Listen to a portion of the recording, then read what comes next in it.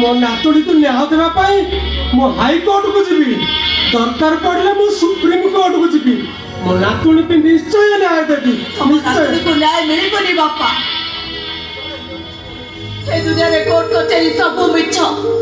ଏଠି ଯାହା ପାଖରେ ଟଙ୍କା ଅଛି ନ୍ୟାୟର ନିକିତି ସିଏ ଧରିଛି। ଆମ ଭଳି ଗରିବ ଲୋକମାନେ ନ୍ୟାୟ ପାଇବେ କୋଉଠୁ? ଏ ବୋହୁ, ଏ ମାଟି ଆକାଶ ପାଣି ପବନ ଯଦି ସତ୍ୟ ଆଉ ମୋ ଭାଗବତ ଗୋଷେଇ ଯଦି ଠିକ, ତୁ ଦେଖିବୁ ବୋହୁ ମୋ ନାତୁଣୀକି ନିଶ୍ଚୟ ନ୍ୟାୟ ମିଳିବ, ନିଶ୍ଚୟ। ଆଉ ଫାଶୀ ପାଇବ ସେ ନନ୍ଦଲାଲା, ନିଶ୍ଚୟ ଫାଶୀ ପାଇବ। ସେ ସବୁ କଥା ଭୁଲି ଯାଅ ବାପା।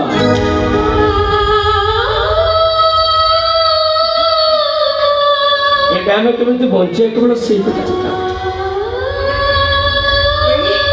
ତମେ ଔଷଧ ଆଣିଛ? ବାପାଙ୍କ ଦେହରେ ପ୍ରବଳ ଜ୍ୱର, ତାଙ୍କ ପେଟକୁ ମୁଠେ ଦାନା ଚାହିଁନି, ଦେଲ ମତେ ଔଷଧ ଦେଲ, ମୁଁ ବାପାକୁ ଖୁଆଇଦେବି। ହ୍ୟାଲୋ, ଏ ଚୈତି, ହ୍ୟାଲୋ, ଔଷଧ କେମିତି ଆଣିବି?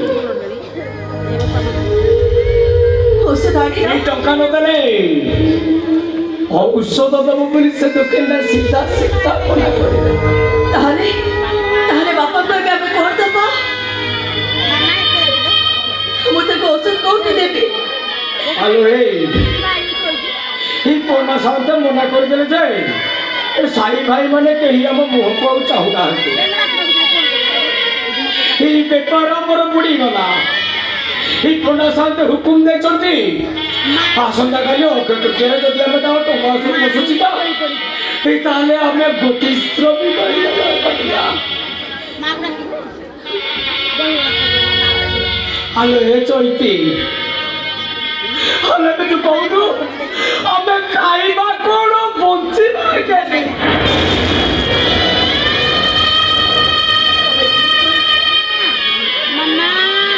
তুমি ঠিক কইছ।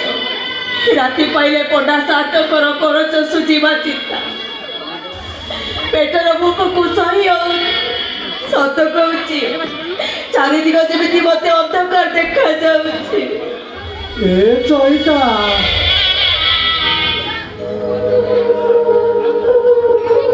ଏ ବାପା ତୁ ଗୋଟେ କାମ କର, ମୋ ପାଟିରେ ଟିକେ ବିଷ ଆଣି ଦେଇଦେ, ତୁ ବୋହୂକୁ ନେଇ ସହରକୁ ପଳା। ତମେ ଠିକ ଅଛ ବାପା, ତମେ ଏକା କାହିଁକି ମରିବ ବାପା?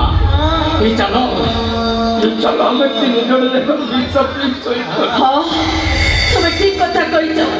ଆମେ ତିନି ଜଣ ଯାକ ବିଷ ପିଇ ଶୋଇ ପଡ଼ିବା।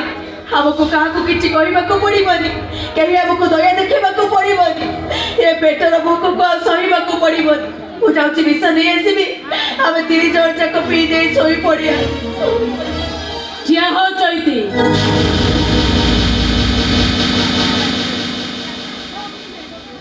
ତୁ କଣ ଜାଣିନୁ ଆତ୍ମହତ୍ୟା କରିବା ମହାପାପ? ଏଇ ସାନ୍ତାଣୀ ମା, ହଁ ଆପଣ ଏଠି ଏତେ ରାତିରେ ଆପଣଙ୍କୁ କେହି ଦେଖି ନାହାନ୍ତି ତ? ନାଇଁ ଚୈତା, ମୁଁ କେବଳ ଆସିଛି ତମମାନଙ୍କ ସହିତ ଦୁଇ ପଦ କଥା ଏଠୁ ଚାଲିଛି। କଣ କହୁନାହାନ୍ତି ସାନ୍ତାଣୀ ମା, କୁହନ୍ତୁ, କଣ କହିବା? ଚୈତା, କଥା କଣ କି ମାନେ ସେ ବ୍ୟାଗରେ 20 ଲକ୍ଷ ଟଙ୍କା ଅଛି। ଏ ଟଙ୍କା ନେଇ ତ ବାପା ତ ସ୍ତ୍ରୀ କି ଏ ଘର ଛାଡ଼ି ଚାଲିଯା। ଏତେ ଟଙ୍କା? ମୁଁ ଜାଣିଛି ତମ ପ୍ରତି ଯୋଉ ଅନ୍ୟାୟ ହେଇଛି, ଟଙ୍କା ତା ପାଖରେ କିଛି ନୁହଁ, ତଥାପି ମୋ କଥା ରଖି ଟଙ୍କା ଧରି ବାପା ସ୍ତ୍ରୀ କି ନେଇ ଗାଁ ଛାଡ଼ି ଚାଲିଯା। ନାଇଁ ସାନ୍ତାଣୀ ନାଇଁ, ବରଂ ଆପଣ ଏଠୁ ଚାଲିଯାଆନ୍ତୁ। କୋଉଟା ସାହାଯ୍ୟ ଯଦି ଜାଣିଲେ ଆମ ସମସ୍ତଙ୍କୁ ମାରିଦେବେ। ହଁ ସାନ୍ତାଣୀ, ଯେତେ ଶୀଘ୍ର ପାରୁଛନ୍ତି ଏଠୁ ଚାଲିଯାଆନ୍ତୁ ଆପଣ। ନାଇଁ, ପରିସ୍ଥିତିରେ ପଡ଼ି ମୁଁ ସେଦିନ ମିଛ କହିଥିଲି। ସାନ୍ତାଣୀ, ମୋ ଭୁଲର ପ୍ରାୟଶ୍ଚିତ ପାଇଁ ତମେ ଏ ଟଙ୍କା ରଖ। ମୁଁ କିଛି ତ୍ୟାଗ କରିବାକୁ ଚାହୁଁଛି।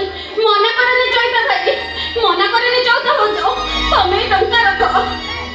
ହଁ ଲୋ ଚୈତି, ନାରୀ ମଥାର ସିନ୍ଦୁର ପାଖରେ ଦୁର୍ବଳ ସ୍ୱାମୀ ପାଖରେ ସେ ବନ୍ଧା ପଡ଼ିଯାଏ।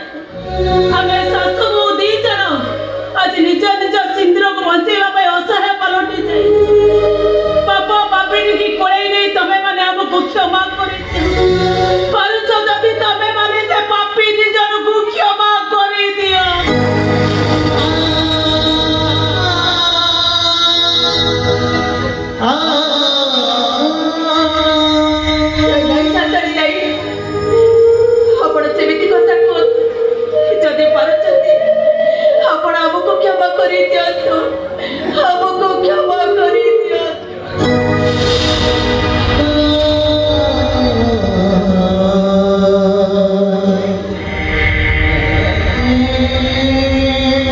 ପଚାରିବା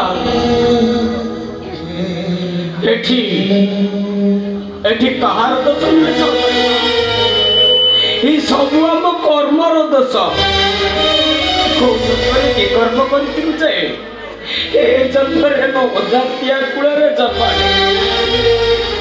ଏ କୋଉ ଜନ୍ମରେ କି ଭୁଲ କରିଥିଲୁ ଯେ ଏ ଜନ୍ମରେ ଆମେ ଦଣ୍ଡ ପାଉଛୁ ଆମର ଚାଲିବା ମୁଁ ସତ କହୁଛି ଏ ଟଙ୍କା ଯଦି ନ ରଖ ଆମେ ଶାଶୁ ବୋହୂ ଦି ଜଣ ତମରି ସାଙ୍ଗରେ ମିଶି ବିଷ ପିଇ ଆତ୍ମହତ୍ୟା କରିବୁ ମାର ନିୟମ ତମକୁ କେତେ ଶିବ ମତେ ଟଙ୍କା ନେଇ ଚାଲିଛ ଚାଲି ଯାଉଛ ଚାଲି ଯାଉଛ ଆପଣ ମାନବୀ ନୁହନ୍ତି ସାକ୍ଷାତ ଦେବୀ ଏଇ ଖ୍ୟାଲ କହିକି ଚାଲ ଆମେ ଏଠୁ ଚାଲିଯିବା ତମେ ମାନେ ଚାଲିଲ ଚାଲ ମାଡ଼ି ଆସିଲା କଳି କାଳ ହେ ଗୋବିନ୍ଦ କଇତା ହେବେ ସାତ କର ହେ ଗୋବିନ୍ଦ ମାଇପେ ହେବେ ଦୋତା ଦୁଣି ହେ ଗୋବିନ୍ଦ କଳି ସତ୍ୟବାଣୀ ହେ ଗୋବିନ୍ଦ ପିତାଶ୍ରୀ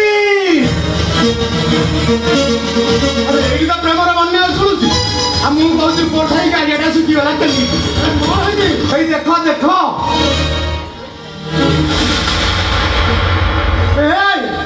ଶେଷରେ ତମେ ଶାଶୁ ବହୁ ଦିକା ଏ ଗଛାଇ ତ ଘରେ ବସିଲ ଛି ଛି ଛି ଛି ଛି ଇଚ୍ଛାଟା ହଉଛି ମାଛ ଗୋଟା ବନିକି ଆଣି ତମ ଦିଟାକୁ କଚ କଚ କରି କାଟି ପକା